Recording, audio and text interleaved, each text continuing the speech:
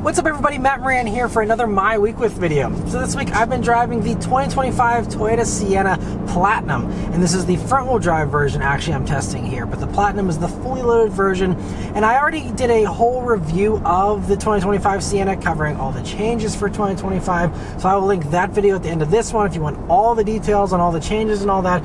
The high level basic stuff is that you have new wheels here on the Platinum, and really the biggest change is on the inside here, where you now have this 12.3 inch touchscreen on everything from XLE and higher. You also get digital gauges now on everything from XSE and higher, and so that really helps to update the tech in here so it feels modern and fresh.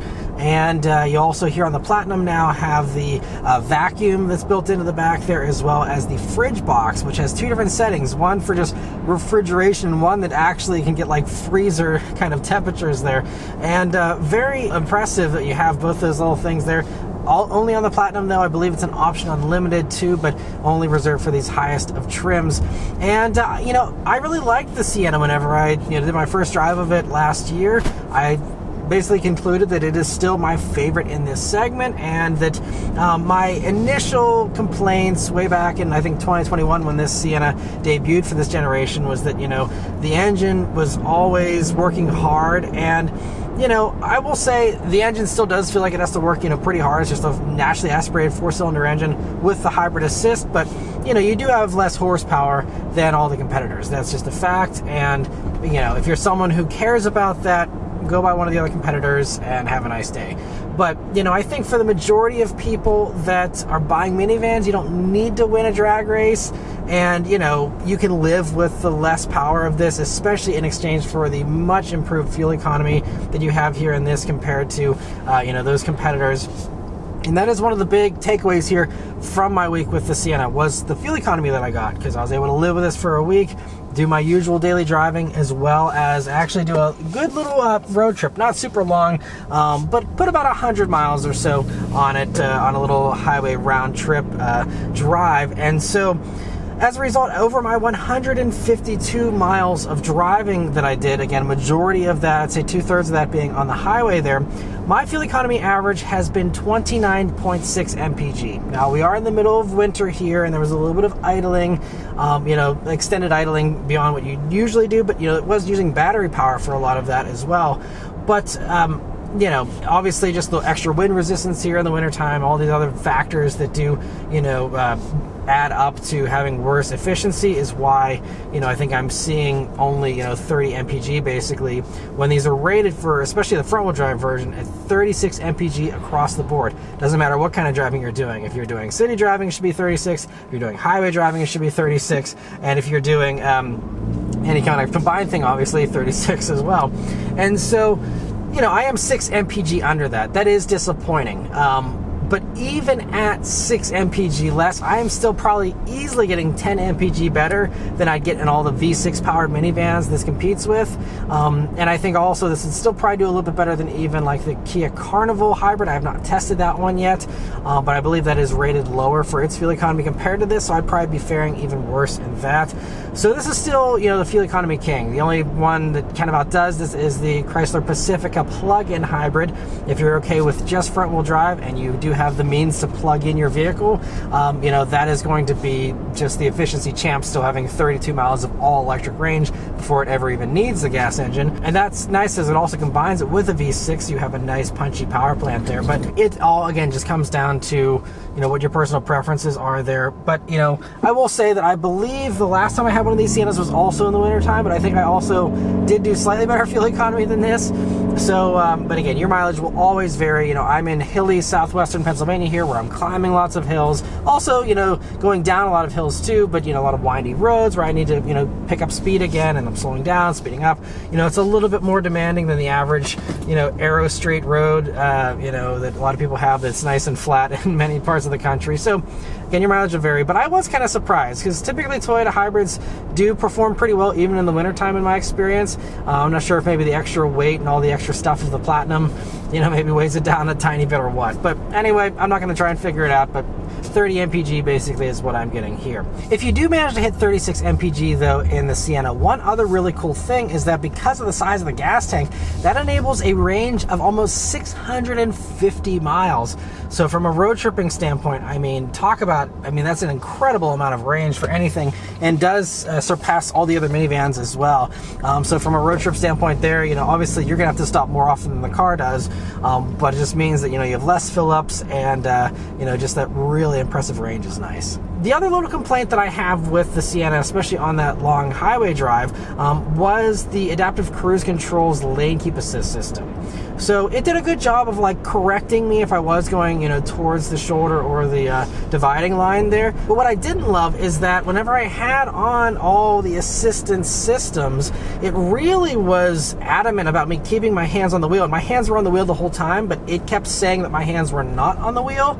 And it just because it's kind of a dim-witted system that really is needing a lot of torque on the wheel to make it think that you are actually turning it and doing stuff.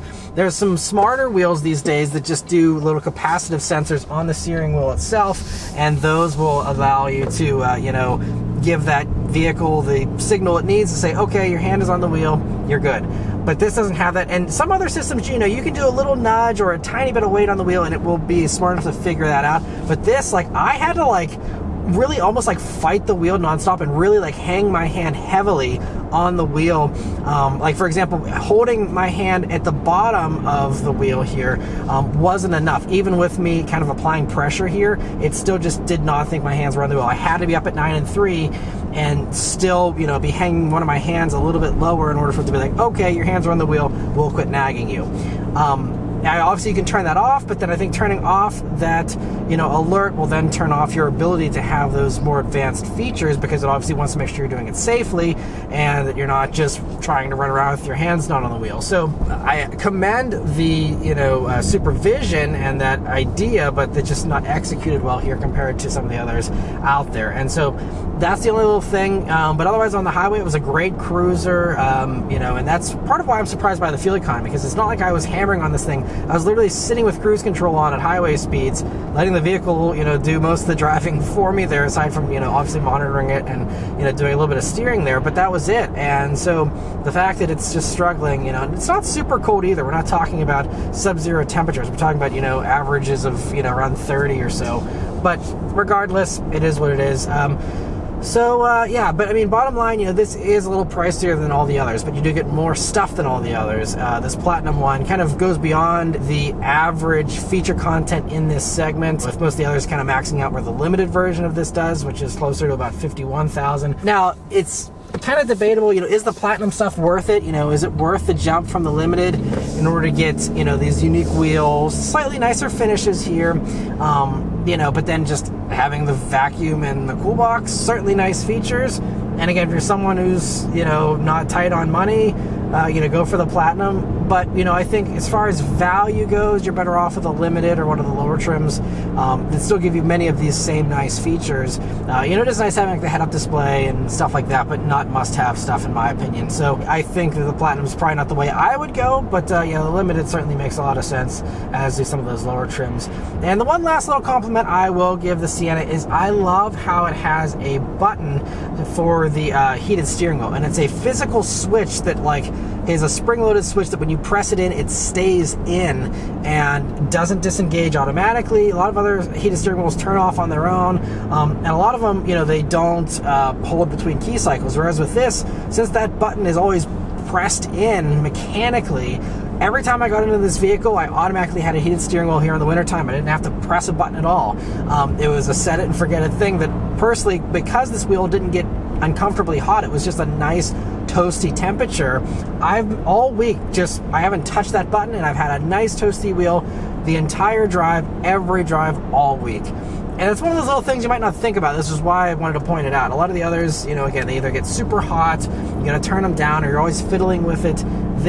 There was no fiddling required, and so I think they really kind of nailed that. And Toyota's, I think, the only company that does a physical, spring kind of switch there for that, and I just love that about Toyotas.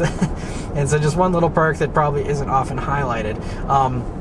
But even like the heated seats stay on between key cycles, so if you get back into the car and you had your setting on whenever you had it on, it will retain that if you do want to continue with just consistent heating all the time, or cooling for that matter, whatever. It always remembers those settings, which I really love that it does that. But everything else was issue free. The infotainment worked flawlessly, wireless CarPlay worked flawlessly all week. Everything was really good, and overall I still really like it. And even myself being an enthusiast, someone who enjoys power, yeah, I would just have a Sienna. It's going to be the most reliable one, I think. It's a naturally aspirated Toyota 4-cylinder. Can't get much better than that. The hybrid systems, they've been proven from Priuses for the past couple of decades now. Very solid combo. It's enough for a van, and it's a really nice driving experience. It handles really well. I think it's one of the best handling vans in this segment. Nice enough ride. Everything is just really good. So yeah, still think Sienna is definitely my favorite in this segment.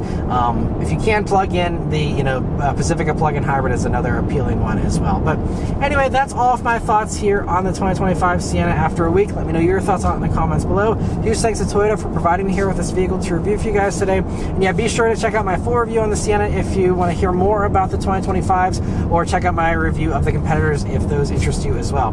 Thanks for watching. Take care.